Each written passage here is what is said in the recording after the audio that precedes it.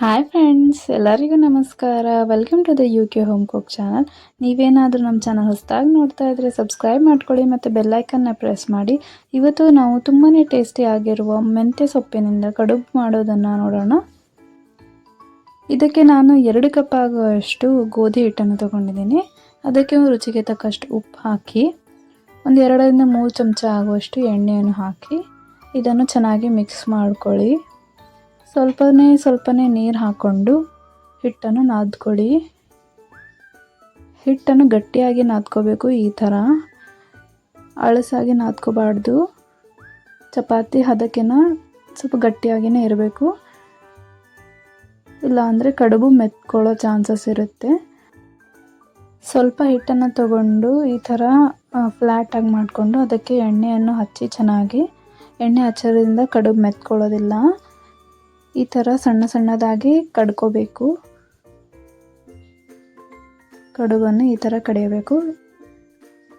ಇದಕ್ಕೆ ಮಾಡುವ ಶ್ರಮ ತುಂಬ ಇದೆ, ಬಟ್ ತಿನ್ನಲಂತೂ ತುಂಬಾ ಟೇಸ್ಟಿಯಾಗಿರುತ್ತೆ. ನೀವು ಟ್ರೈ ಮಾಡಿ. ಆ ಥರ ಎಲ್ಲ ಕಡುಬನ್ನು ಕಡ್ದಿಟ್ಕೊಳ್ಳಿ. ಸ್ಟೀಮ್ ಮಾಡೋದಕ್ಕೆ ಈ ಥರ ಪಾತ್ರೆ, ತೂತ ಇರೋ ಪಾತ್ರೆನ ತಗೊಳ್ಳಿ.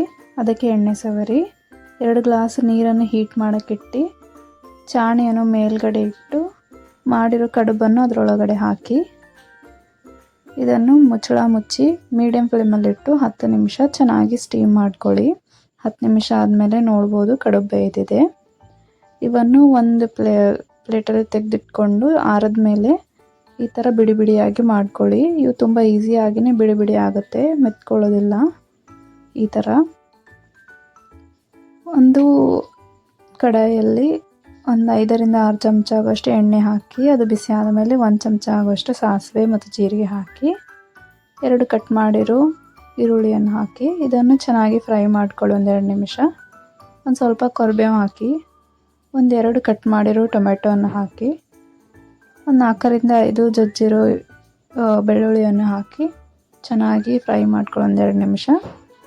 2 ಚಮಚ ಆಗುವಷ್ಟು ಹಸಿಮೆಣಸಿಕಾಯಿ ಪೇಸ್ಟ್ ಹಾಕಿ, ಖಾರ ನೀವು ನೋಡ್ಕೊಂಡು ಹೆಚ್ಚು ಕಡಿಮೆ ಹಾಕಬಹುದು. ಮತ್ತು 2 ಕಪ್ ಆಗೋಷ್ಟು ಚೆನ್ನಾಗಿ ತೊಳೆದು ಕಟ್ ಮಾಡಿರೋ ಮೆಂತ್ಯ ಸೊಪ್ಪು ಹಾಕಿ ಇದನ್ನು ಹಸಿ ವಾಸನೆ ಹೋಗೋವರೆಗೂ 1-2 ನಿಮಿಷ ಹುರ್ಕೊಳ್ಳಿ. ಒಂದು ಸ್ವಲ್ಪ ಕೊತ್ತಂಬರಿ ಹಾಕಿ ಇದನ್ನು ಕೂಡ ಚೆನ್ನಾಗಿ ಮಿಕ್ಸ್ ಮಾಡ್ಕೊಳ್ಳಿ. 1 ಚಮಚ ಆಗುವಷ್ಟು ಅರಿಶಿಣ ಹಾಕಿ ಮಿಕ್ಸ್ ಮಾಡಿ, ಈಗ ಸ್ಟೀಮ್ ಮಾಡಿರೋ ಎಲ್ಲ ಕಡುಬನ್ನು ಹಾಕಿ ರುಚಿಗೆ ತಕ್ಕಷ್ಟು ಉಪ್ಪು ಹಾಕಿ, ಉಪ್ಪು ನೋಡ್ಕೊಂಡು ಹಾಕಿ, ಯಾಕಂದರೆ ಹಿಟ್ಟಲ್ಲೂ ಕೂಡ ನಾವು ಉಪ್ಪು ಹಾಕಿದ್ವಿ. ಇದನ್ನೆಲ್ಲ ಚೆನ್ನಾಗಿ ಮಿಕ್ಸ್ ಮಾಡ್ಕೊಳ್ಳಿ. ಈಗ ಸ್ವಲ್ಪ ನಿಂಬೆ ರಸ ಹಾಕಿ 1-2 ಚಮಚ ಆಗುವಷ್ಟು ಚೆನ್ನಾಗಿ ಮಿಕ್ಸ್ ಮಾಡಿ ಮುಚ್ಚಳ ಮುಚ್ಚಿ 1-2 ನಿಮಿಷ ಲೋ ಫ್ಲೇಮಲ್ಲಿ ಇಟ್ಕೊಂಡು ಬೇಯಿಸ್ಕೊಳ್ಳಿ. ಮೆಂತ್ಯ ಕಡುಬು ರೆಡಿಯಾಗಿದೆ. ನಿಮಗೆ ಇಷ್ಟ ಆದರೆ ಲೈಕ್ ಮಾಡಿ, ಶೇರ್ ಮಾಡಿ, ಕಮೆಂಟ್ ಮಾಡಿ.